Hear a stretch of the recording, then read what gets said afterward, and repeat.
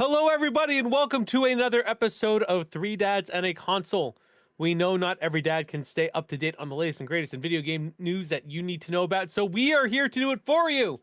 And remember that this show is kid-friendly, so no earmuffs are needed. Now on with the show. I'm one of your hosts, Wabba Plays, alongside Court. Yeah, sorry, I got this like weird cough that won't go away. It's driving me nuts. So I heard it when I was going through, so that became the intro. It's annoying me, this cough. It's annoying All right, me. I'm sorry. But I've been playing video games. I've been playing 2 video games for the last little bit. Two video games. Maybe 3. I haven't decided on Crimson Desert, but we'll talk about it. Maybe I'll get talked out of it. That whole boss battle thing kind of like talked me out of it almost, but we'll see. Oh. And the other voice you will hear is that red or orange? That's red. It's He red. wears the same hoodie pretty The much Red every week. Renegade Pez. Listen, I worked I from had home nothing for today. orange. I worked from home today. No, yeah, the beard is orange, but the sweatshirt's red. This is just my house sweatshirt. So Is that your comfy sweat? Is that like your I have go-to, two like, comfy metal sweater? sweats. It's this one, and then it's like a cream Spider-Man Hold on, what one. about you? You used to have a Bruins one. Where'd that one go? Uh, And you had a Patriots one too. I never had a Patriots one. I have a Bills. No, a Bills what was one. it? Bills one. That's I- it. my blue Sorry, my fault. blue Bills one is in the Yeah. is just in the closet. The Okay. Bruins one's in the closet. Yeah, but these are my like lounge. These are my comfy house hoodies. I feel like you need a Jays one because you are, believe it or not, I have a Jays hat. Pez is a Pittsburgh Pirates and Jays fan. It's true. It's damn true. And a Red Sox fan. I have Yeah, so I am Jays, Red Sox, and I would guess Atlanta Braves. I kind of like the Atlanta Braves. 2 years ago I bought a home Blue Jays hat. So I wear that one around a lot. Blue Jays, great logo. It I do like the Pirates solely based on Pez and plus my parents living in Bradenton. So I kind of like, and O'Neal Cruz is pretty sexy, but I like the Pirates because when they play the Phillies, the scoreboard says poop. does. He's right. P-0-0-0 P. P. Yes, that is how you so spell wouldn't it for the same thing if it plays like the Orioles too? No, it'd that'd be like poop. boop. Would be poop. Okay, that one's funny too. Poop. Hmm. All right, well, you know what? This is definitely for your kids. This show, right. all your toddlers are cracking up right now because we said the P word. You're welcome. Enjoy that evening. We got some games to talk about today. Let's talk about Part. You alluded to it before we get into some baseball. Let's talk about Crimson Desert. So you said you were having some reservations about it. So what are you hearing reviews about have dropped. So let's get into it. Metacritic, right, Pez? That's where the reviews are. Yes. So the reviews for Crimson Desert, and I would say Crimson Desert, it's right now it's sitting at a 78. Now, I have some knowledge. Now, all the reviews are only on PC as of right now because there are no console reviews because no one has been given a console code for the game yet, which is very also interesting. That's crazy. This game has been met with a lot of hype, a ton of hype. Like it looks really cool. We talked about it before. You can ride dragons, you can ride mechs. It's open world. Like each section of the open world, there's like 5 different sections. And from what I understand, I was listening to a review about an hour ago. You could spend like 40 to 50 hours in each section. What I understand about the game so far, regardless of the review sitting at a 78, the open world is gorgeous. Exploration is phenomenal. The puzzles can become redundant and a little bit samey and sometimes too hard for no reason. Like to solve them, it doesn't even make any sense. The combat is hit and miss, but the boss battles are ridiculously hard for no reason. And the story isn't that good. The story piece is probably the biggest thing for me. Yeah, from what I understand is concerns. the story is good, and then parts it's not, and then it's good, and then parts it's not. Like it's got a lot of lulls. One of the reviews that I was watching explained it pretty well, saying, you know when you watch a really good TV show and it takes a couple episodes to get in, and then it gets really good, and then the ending comes, and you're like, huh. But you're like, it was a good show. You still think it's a good show? That's Crimson Desert. Interesting. And I was like, okay. And as I said to Pez, like, I wanted to be a day one adopter because I think this game is right up my alley. It looks beautiful. But I think with the game that we're going to talk about in a bit, I think, and with like Lego Batman coming out, I think it's going to be a wait till it goes on sale game. I mean, It's a big change. I think that's fair, especially given that like one of the big criticisms about this game is there are seemingly an infinite number of systems and none of them are done extremely well. And that's frustrating because if you're playing a bad shooter and the shooting isn't good, you're not going to play it, right? So if you're playing an RPG and it's combat heavy and the combat isn't good, you're not going to enjoy it. Or the puzzles are super hard. As someone who plays a lot of Zelda but really despises extremely hard puzzles, like that instantly throws me off and is a turn off from a game that is on my wish list and I was thinking of getting day one if the reviews were good.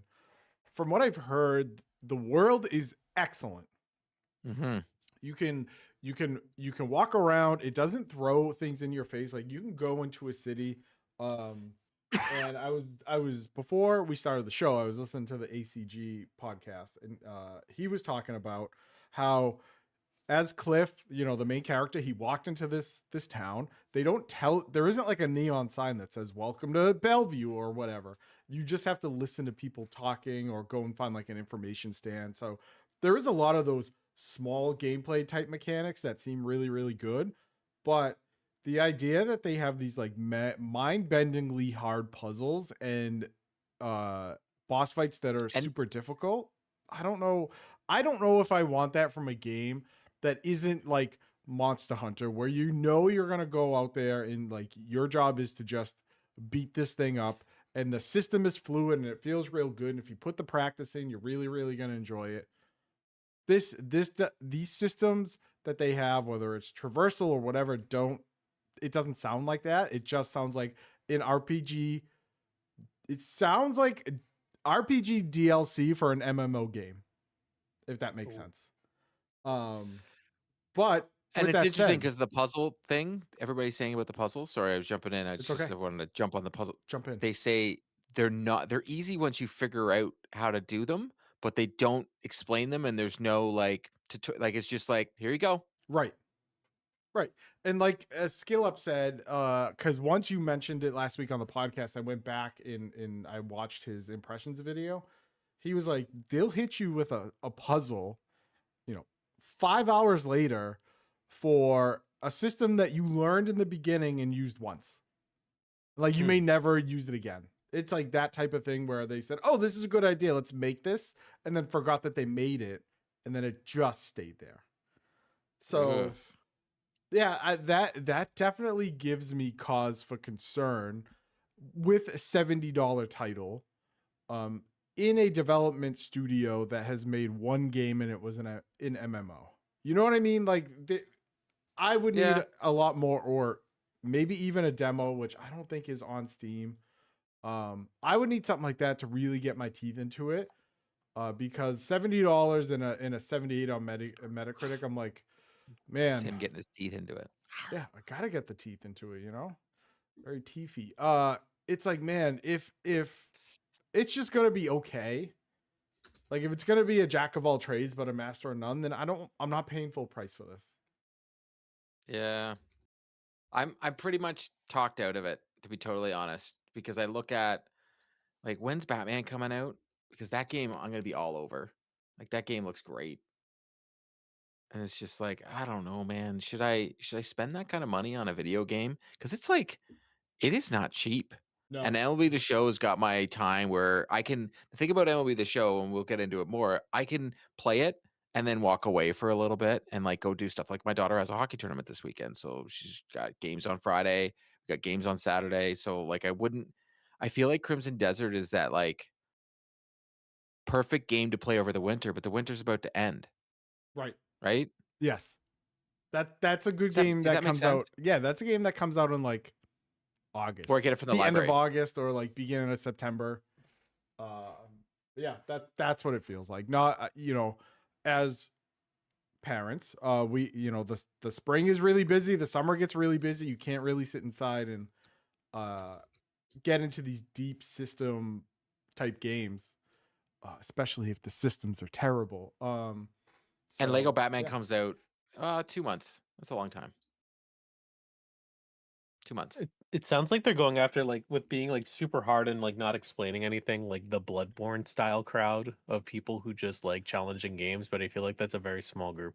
But it's not. So this is that's the thing. I thought the same too, but I've been listening to reviews and stuff like that and reading them. It's not that it's like Bloodborne. Like the combat itself isn't hard. So like you can go through towns and do all the missions and the combat is not hard. That's not the hard part.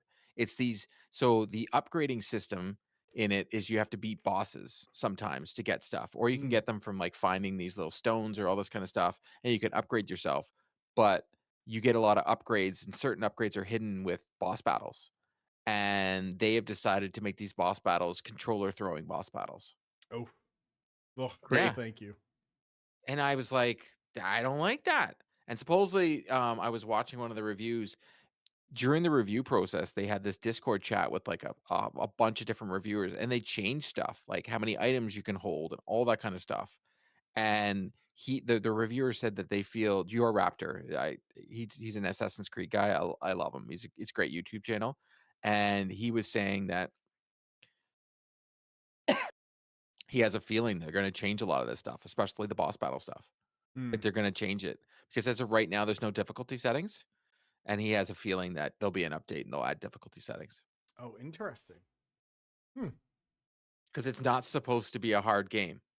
Yeah, and But people like you are think about it, struggling. you've got Batman coming out in 2 months. You got 007 coming out in 2 months, which is like the first light looks like the first game we've seen since Uncharted that is like that, right? Yeah. So for me, do I spend $103 right now, Canadian plus tax for Crimson Desert, or do I wait? I'm not getting Starfield. Like that's another thing that just got announced. People, Starfield's coming to PS5. I I didn't was like it on shocked seeing Xbox. people excited about that. Like, yikes. I think it's fake excited because there's a lot of people that just want, Xbox or whatever to like them. And I'm like, the game wasn't that good. Like Pez, you No. didn't like it. You love Bethesda games. I maybe played I don't know, an hour of it, and I was like, no. This place feels dead. I feel like I played this game before. The world feels dead. I'm just gonna go back to Fallout 4 and or Fallout 3 and have a good time. Yeah. Woefully boring. That was like the second game I was excited for Game Pass, and I didn't enjoy it at all. No. And the fact that people are excited for it, again, I'm happy if you are. And honestly, like, there's like definitely a type of gamer that would enjoy that game, and like I can see its place. But like the amount of hype that they gave it, I don't think did it justice. It wasn't fun. It wasn't what was advertised, and even if it was what was advertised, it's not something I felt like I would want to sink a lot of time into. Right. Like, Yeah, the and story was bleh. and that's the thing. Like I look at the games coming out, and a couple months you got Lego, and then you even got that Marvel token, which I feel like Waba, you would like it. It's that Marvel Yep. fighting game that's It's coming. Marvel, baby, we're so back. Dude, I can't I wait. feel like I feel like that's a Waba game. Like I'm looking that's for a a Waba fight game. stick. That's a Waba game written all over it. So I'm like, okay, and James Bond. So I'm like, Crimson Desert looks like the game because of all the hype and because it's a small, and this sounds terrible, because it's a small developer, it's gonna go on sale like real quick. Oh, definitely. Like within 3 months, I can get it for $50, and then I'll jump into the game. And by then, I think it's also a game because it's a new developer. Gonna it's gonna need some fixes, and that's what's gonna happen. Well, that is another thing people are saying is that it is buggy. Buggy is all heck. It So sucks. Expedition 33. Just saying. Small. Yeah, but that's a linear game, Love it. and maybe that's the issue with Crimson Desert. Like as Pez you alluded to, they're doing so much that they should have just narrowed down the focus. Well, I mean, the trailer alone, it was like, oh, you can ride a dragon, you can ride a bear and maul this guy, you can you can be in a mech, you can be in a UFO, you can play music. It's like, dude, what are we doing? What are we doing? What is the Gary's setting? mod the game. Yeah, what is the setting of this game? What am I doing? Again, sounds like a jack of all trades type thing. Imagine you're in a crimson desert. That's the game. That's it. You're in a crimson desert. Someone was like, "Hey, no idea is a bad idea," and they were like, "Okay, here, how about we fly a UFO?" And the guy was like, "I love it. What else should we fly? How about a dragon? I love that one even more." So it seems like a game that wants to show you everything. But there's another game that's coming out that is No, it's already out. oh, that's out. That is the show itself. Yes, thanks to my friends over at PlayStation Canada. I have been playing MLB The Show, and I know Pez has been playing MLB The Show Sure have. since the early launch. Now, we want to preface before we speak about said game. Pez and I feel strongly that the team over at San Diego Studios every year puts out a good game. Yes. And I think it's safe to say, with everything they put into the game and everything, the presentation value, the sound, the commentary, the storylines, the little bit of extras, the Diamond Dynasty, and I would say more community friendly sports game than there is in the market today. And it does feel like you're in a baseball game. That being said, so the game is good, Mm. not great. I think last year it was easy to say this game was the best MLB The Show game in recent years. They just made so many changes and so many different aspects to it with regards to the PCI and with the pitching and such that um, it just almost like revolutionized the game itself. But this year's is more of more of a, we're adding a couple things, except so for the gameplay wise and the graphics, I don't think last year was the first year being next gen only, and then this year as well. The example I'll use is Kauffman Stadium in Kansas City. The water effects that are in the back still look like the same water effects since PS4. So, yes, they have made the players look more detailed, and they do. Like the jerseys sway in the wind and stuff like that. That is really cool. But you still, when you play in um, uh, Chavez Ravine Stadium in Los Angeles, you still have the same seagulls that are in the outfield. I do think that some of the stuff is just a carryover from last year, and you get those with regards to making a game every year. I totally understand it. The in the zone pitching or whatever, the intense pitching, I never use it. I never use it. Same. The calling, the challenging of strikes, you can only use it. You can't use it in Diamond Dynasty, so I don't use it. But it is very cool when you're not using Diamond Dynasty. If you do like a March to the World Series or whatever, March to October, you can do it. It's really cool. They'll purposely throw stuff and you get to challenge it, and it's going to be very interesting watching baseball this year with the challenges. Mm-hmm. So it has everything that baseball has.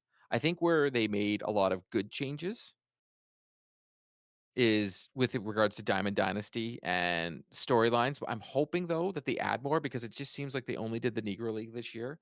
And ever since they did Derek Jeter, we haven't seen anything extra. And we've Right. been wanting it. I think Pez last year, you made an awesome suggestion of like putting in like the Bash Brothers or something, like figure Mm-hmm. something out, or being able to do Mark McGuire versus Barry Bonds and like doing the storyline and just acting like the steroids thing never happened and just Right. having something really cool. Find something really cool from baseball, or like the Kurt Schilling bloody sock, like the run for the Red Sox World Series. Mm-hmm. Find something cool like that and do it. But Diamond Dynasty so far has been phenomenal for me. I'm really enjoying it. The Team Infinity, the way they've set it up this year, there's no seasons. It's just straight up. I've already unlocked the Blue Jays. I was able to get like Jose Bautista and Roger Clemens. I was explaining to Pez, you're not really grinding to get on these the Team Affinity cards. You could spend, I don't know, 2 hours and get your team that you want, and so then you're getting your Blue Jay cards that you want, or in Pez's situation, getting his Red Sox and Pirates cards. Um, Fred McGriff's in the game, so I'm going to go out and go get the Tampa Bay Rays just so I can get Nice. Fred McGriff, Crime Dog. I love Mhm. that guy. And like that to me is great. The first start off of the Diamond Dynasty is the World Baseball Classic. Unfortunately for me, I couldn't care less. I don't know what it is about the World Baseball Classic. I just don't care. Nothing about those cards do I even give a darn about. So I'm not really collecting them. As soon as I get them, I sell them.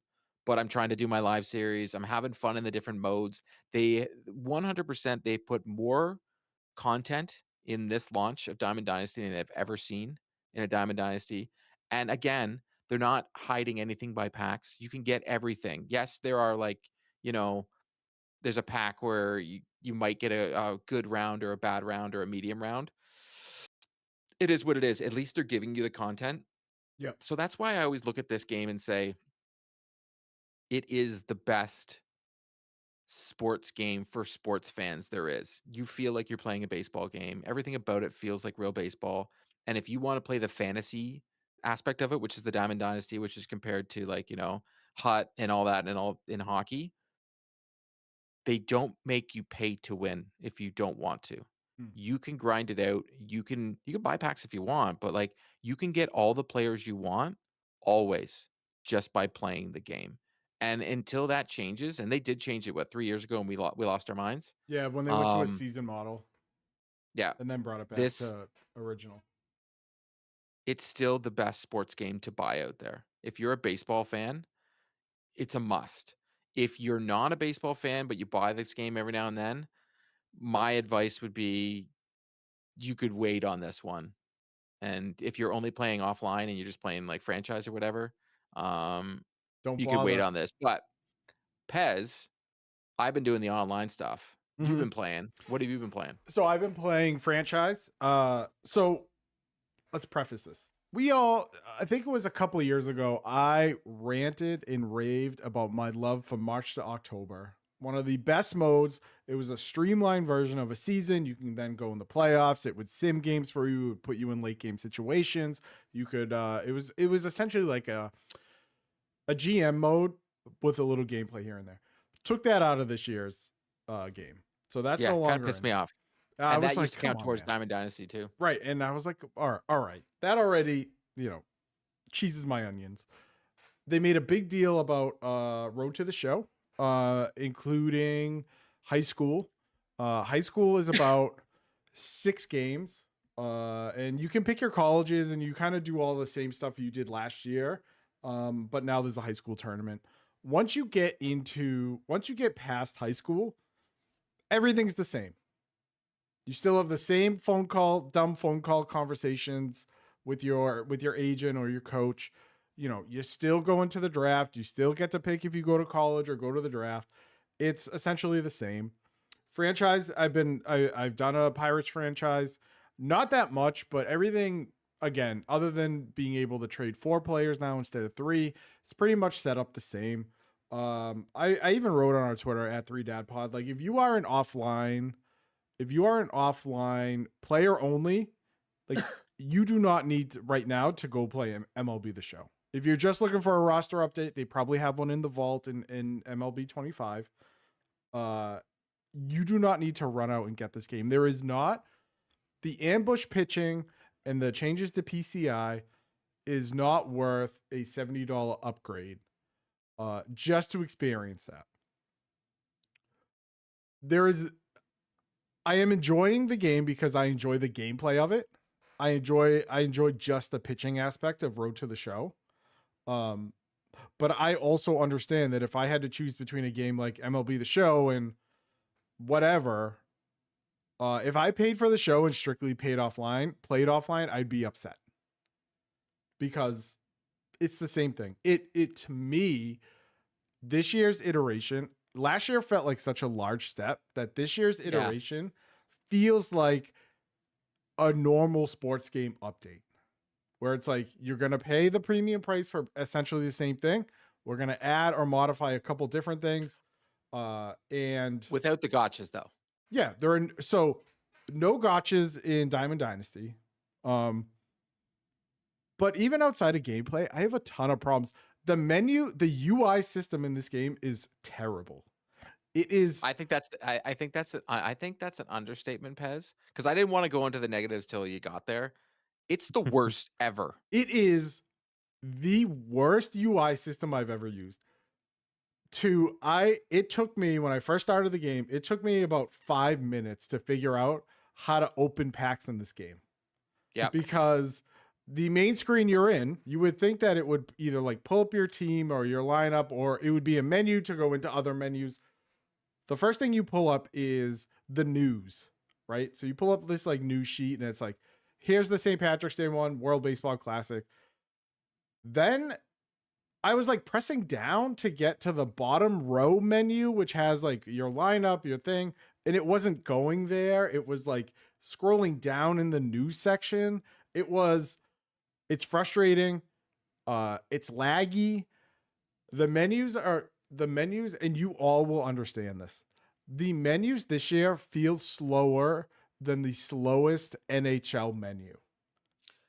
Or how about this? Do you know what they feel like? They feel like the original Xbox, the Xbox One with the tiles. That's what it feels like. Yeah.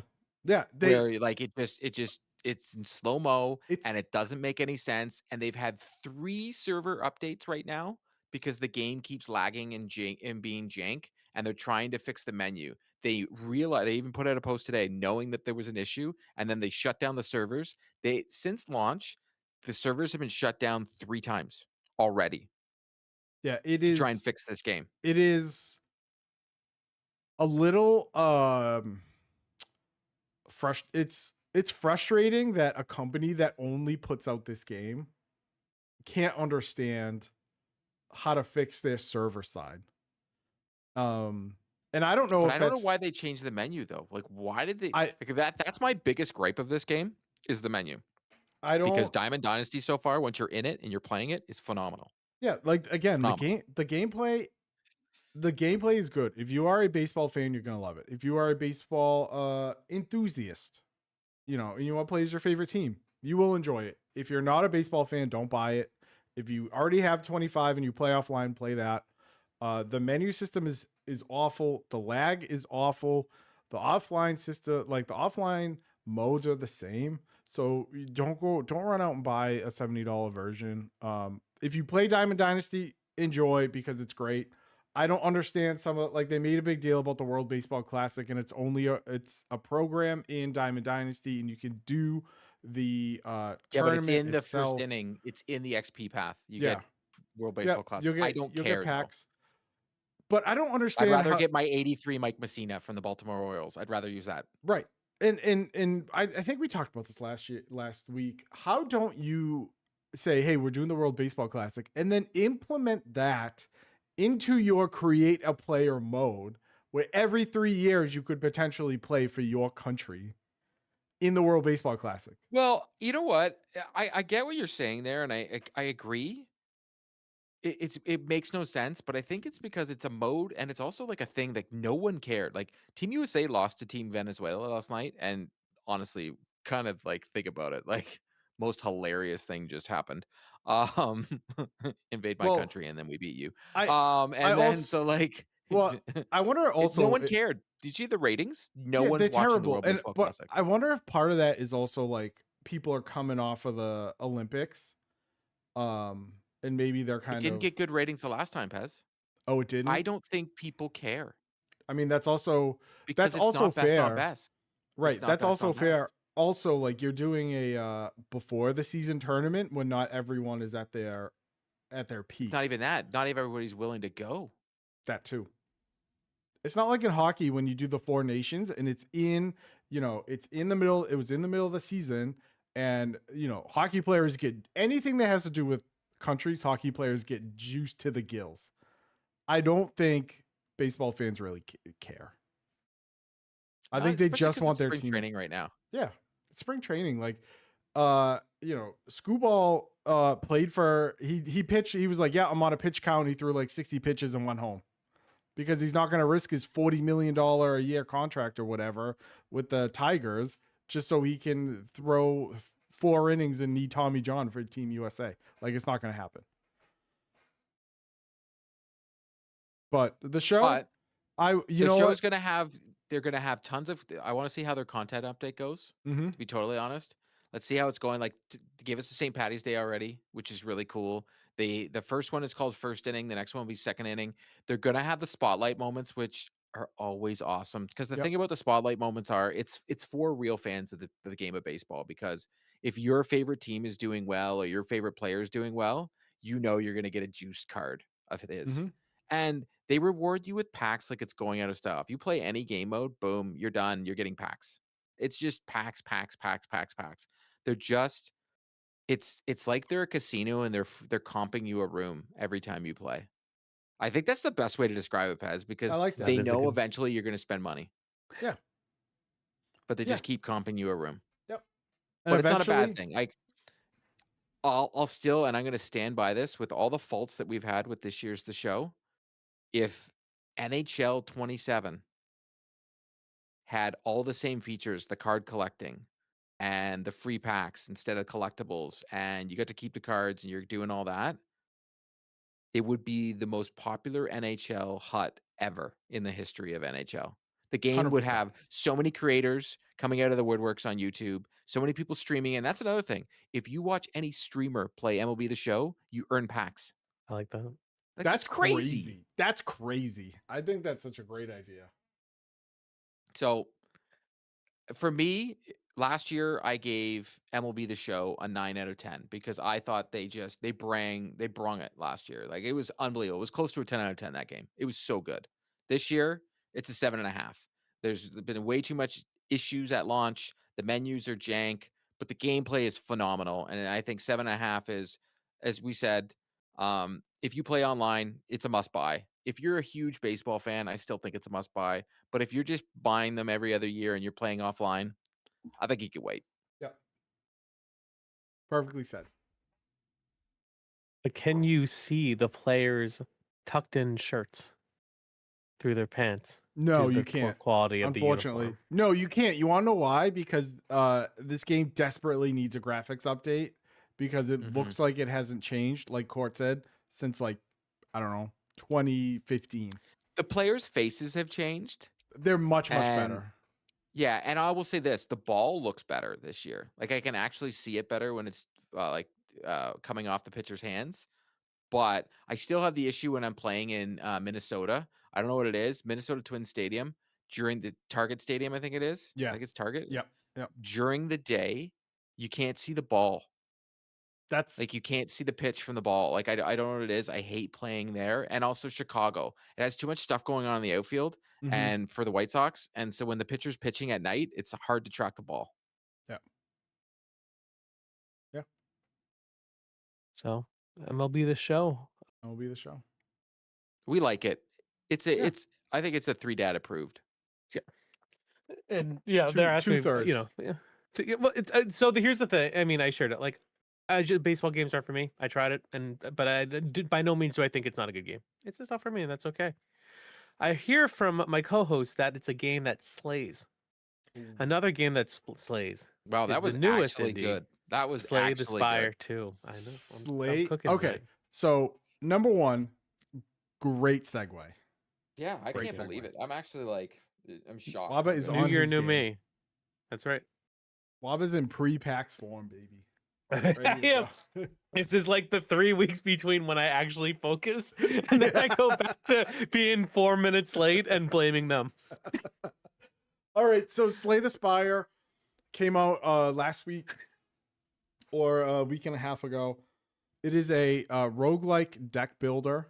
So someone in a Discord on Friday said, "Hey, what is the difference between roguelike and roguelite?" Well, my friends, the difference is roguelikes do not have permanent upgrades. So like a Hades is a roguelite because that's permanent upgrades. Anyway, this is a dungeon crawling deck builder. So you pick one of 4 different characters that obviously do a bunch of different things. I've been playing with essentially a necromancer where she at all times has a skeletal hand next to her that will also fight and do attacks and defend and stuff like that. The whole idea of the game is to move up the spire to get to the top of it, which is after Act 3, and kill the big bad that's up there. Haven't made it yet. Don't know.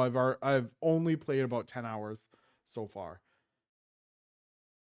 You have energy. So you have 3 energy. It's kind of like a Pokemon game in that where you have energy. You can play attack or defend cards. Once you use up that energy, your turn's over, your villain or combatant goes, and then you guys fight it out. The game is shockingly addicting. It is. I've never really played a deck builder before. Like I played Balatro, but that really doesn't feel like a deck builder in the in the uh, normal sense of the term. Slay the Spire is a literal deck builder where you are burning cards and you are playing cards, and you're after you defeat enemies, you can select from 1 to 3 cards and gold and whatever. This game is incredibly addicting. The amount of different builds that you can do with these characters is just, to me, is such a deep system that this feels like one of those games where it's easy to pick up but extremely difficult to master. And that is the draw of playing this game. When this game launched, over 500,000 people were playing it, and at its peak right now, at its peak for the last 24 hours, 510,000 people are playing it on Steam. So this thing 3 is million sales in the first week. Like, this it's thing, crazy. This game is carrying so much harder than I ever thought it would. And there were a lot of people really, really excited for it. It runs really, really well. The graphics are great. The sound design is fine. It's a small team, Megacrit. They've only made Slay the Spire and Slay the Spire 2. It is a ton of fun. If you have a Steam Deck, it runs perfectly. Buttery 60 frames per second. Absolutely no problem on the Steam Deck. And from what I've heard, the first one was much the same. If you like deck building games that have that differentiates builds between characters, or even differentiates builds for the same character, get this game because you can easily put in hundreds of hours into it. The four characters are all varied. You have your necromancer, you have one that is more like a wizard, you have one that's like a kind of like a robot glass cannon, and the other is your essential barbarian or fighter. And all the cards are different based on the class. It's a great game. Very, very fun. Runs can run you about 15 to 30 to maybe 45 minutes if you do the whole thing. It's a very easy game to pick up and play for an hour and put back down. It's not a story-driven narrative where you need to learn all of these crazy systems. And if you pick the game up in 3 months, you're not going to remember any of them. Yeah, it's a really, really good game. You can play it for a long time, or you can play it in chunks, and it works. It just works. It works really well. They've already put some patches out. Their patch notes are in the game. So if you ever wondered what the update was, it's right there in front of you to click on. Just a really, really fun game. And honestly, if you had to ask me to give it a score, I'm giving it like a 9.5. Fantastic. I can't say enough about it. And it's on sale for $25. Yep. So I know I said it did 3 million sales in the first week of early access, which means that is $75 million in revenue. Now for Steam takes a tiered cut. I just looked this up. So 30% is typically standard, but after you hit 10 million, it goes to 25, and 50 million, it goes down to 20, which means Steam made $15 million off this, and the dev made $60 million. And this is a sequel to something that was very, I don't know if the sales were amazing initially, but very like well received. Probably did really well once it was like on sale. I don't know a lot about the Slay the Spire 1 launch. I know the game. So on the second I heard the second one, but 60 million for a dev like this is, it's incredible. like, insane. Like, it's like literally insane to me. Like, I cannot imagine the let's say half of that went into developing it. You're still walking away with a cool 30 mil before taxes. Like, insanely successful. Oh, and I actually forgot to mention it is also a 4-player co-op. So I don't you have friends that I don't have 4 friends. You have friends that have it. There you go. Play co-op with them, which I hear the co-op is great. In a Discord I'm in, a bunch of people are playing it. They said it's great. In Megacrit, I'm looking at their thing right now. 1, 2, 4, 8, 9, 10 people work in that studio. Insane. Insane. These Christmas bonus is going to be crazy. Dude, insane. But yeah, a really, really good game. If you like those kind of games, or, you know, even if you don't, you have a couple bucks hanging around and you want to give it a shot, like give it a shot. Steam has their 2-hour, you know, you'll know in 2 hours if you enjoy the game. They have their 14 days or 2 hours return policy. So you, again, can also give it a shot and see if it's for you. I really like it. As anyone who listens to the podcast know, I am a huge roguelite and roguelike fan. I talk about them at length. I've done a bunch of reviews on them at 3dadsconsole.com and youtube.com/3dadsonsonsole. And I highly recommend Slay the Spire 2. Very, very good. Pez recommended. Play with your friends. But if you're like me and you don't have any friends, you can make friends. An upcoming gaming convention that Pez and I will be at. Yes, I'll be there because I like video games. Pez will be hanging out with me because of his court-ordered community service. You know what? I gotta I'm just trying to better my community. Wow. Thank you. One day at a time. We're getting ready for PAX. Or won't be joining us this year, but we will miss him. We should bring a cardboard cutout of Court. We should. Next year, because I don't know if we can get one made in time. That's all right. So yeah, it's coming up, and the reason we want to talk about we're starting to plan what we're doing. There aren't like a big, I think, like developers going, which I kind of prefer, but there are some games that we think are going to be really fun to share. Jesus. There's what like a few interviews we have lined up. There's one with somebody who we have to go across the street. I think Court, you did that once. Yeah, I had to change hotels. Yeah, so that's what we're doing for one of them. It's like right across the street, so I had to bake in 30 minutes.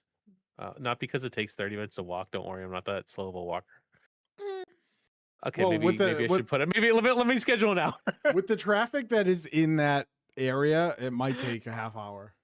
Okay, let me book an hour. But no, it's gonna. I don't know. I'm really excited for it. You know, we have like the media hour. Which did you miss it last time? No, you were there. That was 2 years ago. 2 years ago. That's right. So I'm excited to go. We can hit up the Pokemon booth as is tradition. There is a demo that is like it's I don't know what it's called. No, I'm not a human. And there's like the screen is behind a door, and I think you have to like determine what's like an entity and what's not, which like this seems like a Wendigo game if I've ever seen it. And like I like straight up like I consider myself practical, but like skinwalkers are like something I like believe with my whole ass to be true. So I'm actually not really looking forward to a life-size potential like spooky thing like that, but I think that's especially gonna be with fun. your whole ass. My whole like I believe it with my like I could go on for I don't know. I don't want people to think I'm like some like crazy tinfoil hat person, but like they're real. Let me know when you've seen one in the comments below.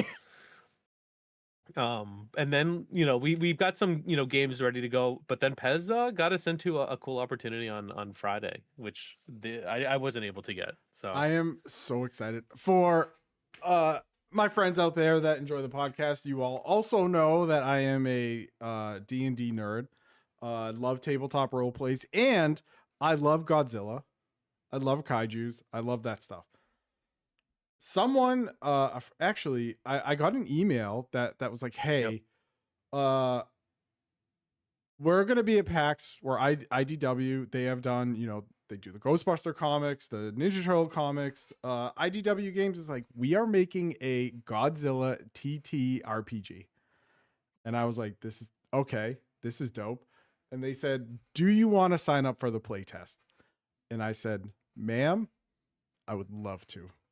So Friday from 10:15 to 12:15 is 2 hours. Wabba Plays and I will be play testing the Godzilla tabletop RPG. And even without playing it, I've already backed it on Kickstarter. Oh, look at that. You mean you don't want to just hand them your cash at the con? I wish it won't be it's not available yet. It's not out yet. It's not coming out till October. So I was like, yes, I will be part of that Kickstarter. Also because IDW makes great stuff. Like I love their Ninja Turtle comics. I love their Ghostbuster comics. So like, why not? But yeah, really excited to try it out. I'm gonna try to get us an interview with if anyone from IDW is there. And we can talk about the game and all that fun stuff. So That'll be a Pez. We're gonna have a Pez video. That would be First time. you for tabletop. Yeah, first time. First time.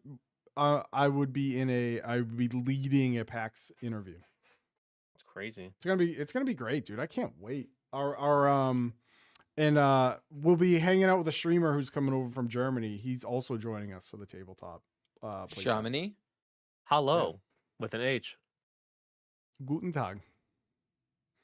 Guten Tag.